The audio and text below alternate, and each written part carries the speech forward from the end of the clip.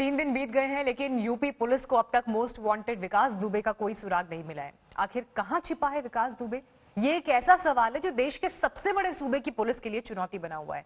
लेकिन इस बीच विकास को लेकर कई चौंकाने वाले खुलासे भी हुए हैं।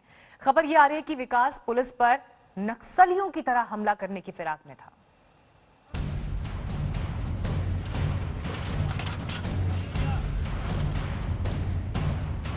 ये आतंक का वो किला है जिसके खौफ की गूंज आसपास के कई जिलों तक सुनाई देती थी। बदमाशों का वो कैंप जिसे भेदने में 8 पुलिस वालों को अपनी जान गंवानी पड़ी। विकास के घर दबिश डालने गई पुलिस पर हमला और खतरनाक और बड़ा होने वाला था। विकास पुलिस पर नक्सली हमले जैसी साजिश रच रहा था।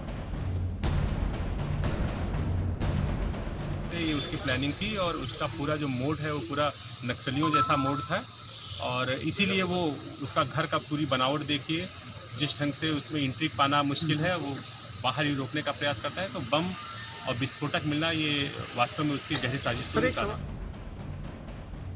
विकास ने अपने घर में बाकायदा एक बंकर बनाया हुआ था। दीवारों के अंदर बारूद को चुनवाया गया था। विकास के घर से 6 तमंचे, 25 कारतूस और 2 किलो विस्फोटक और बम बनाने का सामान मिला है। विकास के घर वालों के नाम 1 दर्जन से ज्यादा लाइसेंसी असलहे थे। पुलिस ने कल वहां पर सीआरपीसी की धारा 100 के अंतर्गत वहां पर सर्च ऑपरेशन चलाया था और उस सर्च ऑपरेशन में पुलिस को भारी सफलता मिली है और भारी संख्या में गोला बारूद और हथियार वहां से बरामद हुए।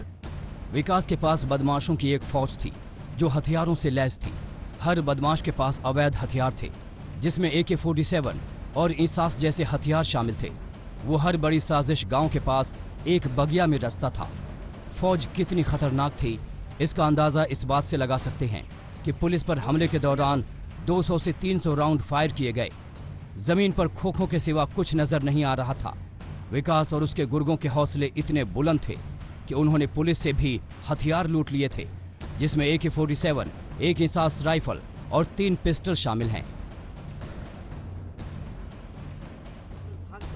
विकास के पड़ोस में रहने वाले उसके मामा भी वारदात के दिन से गायब है।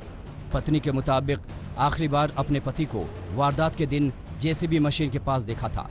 ये वही JCB मशीन थी जिसका इस्तेमाल पुलिस को रोकने के लिए किया गया था।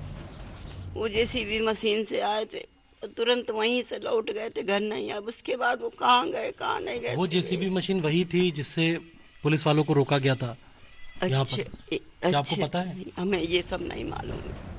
विकास दुबे की तलाश में पुलिस लगातार छापेमारी कर रही है। वहीं विकास की संपत्ति और बैंक खातों पर भी पुलिस की नजर बनी हुई है। इस बीच 3 दिन बाद भी विकास का कोई सुराग नहीं मिला है। मोस्ट वांटेड अभी भी पुलिस की गिरफ्त से बाहर है।